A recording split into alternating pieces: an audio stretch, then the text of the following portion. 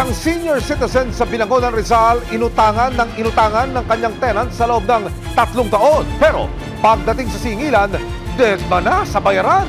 Ang suma total ng utang, mahigit 2 milyong piso lang naman. Aray ko po, nanay, anyari! Kwento ng senior citizen na si Dolly, hindi niya tunay na pangalan. May 2021 daw nang mangupakan sa kanya ng isang kwarto ang isang babae na itatago namin sa pangalang Mary Ann. Nagtrabaho din kasi sa Taytay yan. Pinalayas na rin daw doon sa ospital ng Taytay. Noong mga panahong ito, Gina G o gipit na gipit daw si Mary Ann at dahil may mabuting kalooban, pinahiram daw ni Nanay Dolly ng pera ang kanyang tenant. Nangako naman daw si Mary Ann na ibabalik agad ang kanyang hiniram. May makukuha daw sila ng mana sa Taiwan. Sabi ko, itotoo ba yan? Tapos di tuloy-tuloy na yung kuha nila ng pera. Ito, ano po yan? Anong klaseng resibo yan? Anong klaseng... So, ito ho yung pinarating nyo sa Money Remittance Center. Ito yung pinaraan nyo yung pera. Opo. Halos araw-araw ba? Linggo-linggo? Ganon? Araw-araw po. Araw-araw nanghihingi yan. 2 beses pa po sa isang araw ko minsan. Dahil hindi nila po ako talaga tinitigilan. Oho. Pero wait, hindi lang pala si Mary Ann ang nangutang kay Nanay Dolly. Pati ang anak ni Mary Ann na si Billy at kinakasama nitong si Jane. Hindi nila tunay na mga pangalan. Sinimulan na rin daw hiraman ng pera ang kawawang lola. Yung anak niyang lalaki, pati yung manugang niya, kasali na rin. Sa loob ng mahigit 3 taon, nalimas daw ang pera at mga alakas ni Aling Dolly. Inubos talaga nila yung pera ko, pati yung upa ng bahay, tapos yung pensyong ko, pati yung allotment ko sa anak ko. Pati nga mga ipon sa alkansya ng mga apo ni Aling Dolly, pinatos din daw ng mga tenant. Pati pinamaskuan ng mga apo ko, simula nung maliliit pa sila ng 1 taon hanggat lumaki silang hanggang ngayon.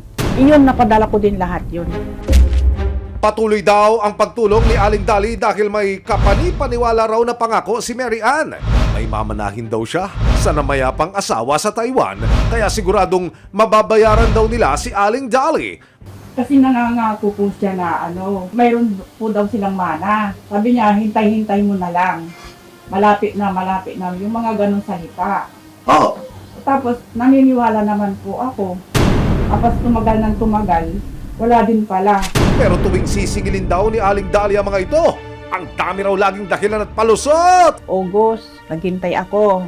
Kasi sabi niya, ibibigay niya na daw na buo sa nung August. August ng 2023. Nagsimula na naman siya ng September, October, November hanggat wala nang katapusan. Kaya si Aling Dolly, unti-unti nang natauhan.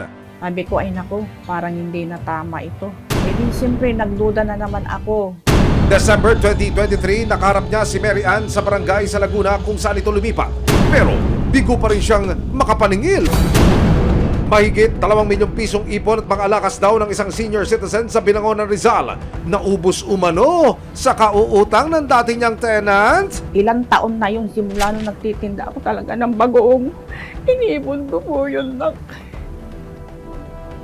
Pero ginanon nila ako. Sobrang hirap ang ginawa nila sa akin.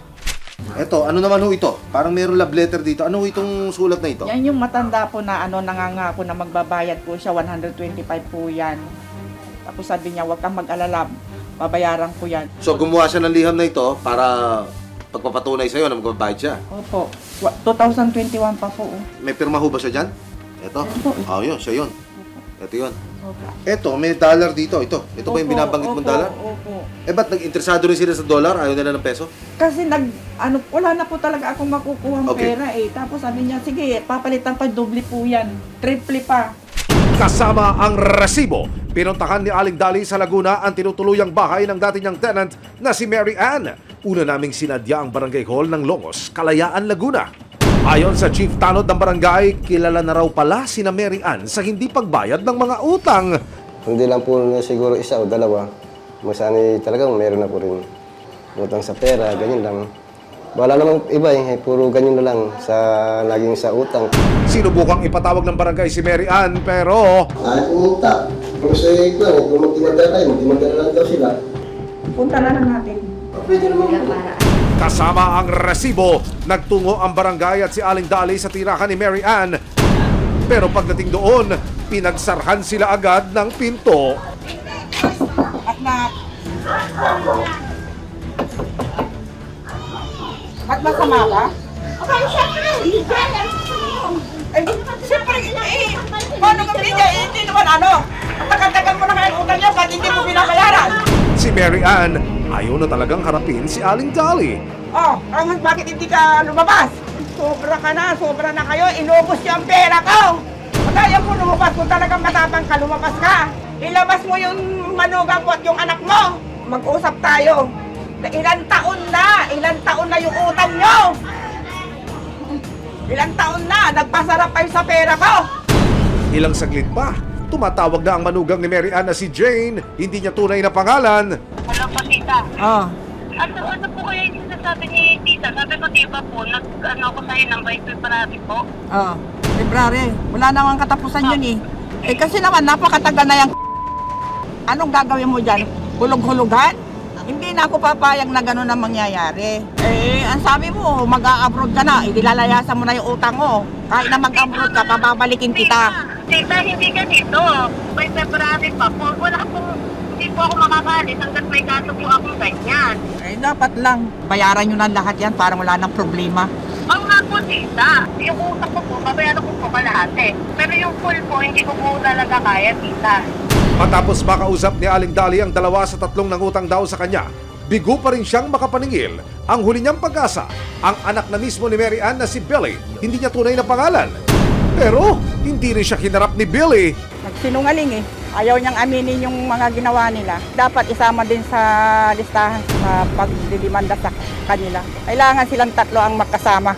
Susunod, dahil suko na si Aling Dolly sa paniningil at sa mga pangako, minabuti na ng resibo na ilapit siya sa isang abogado para humingi na ng payo.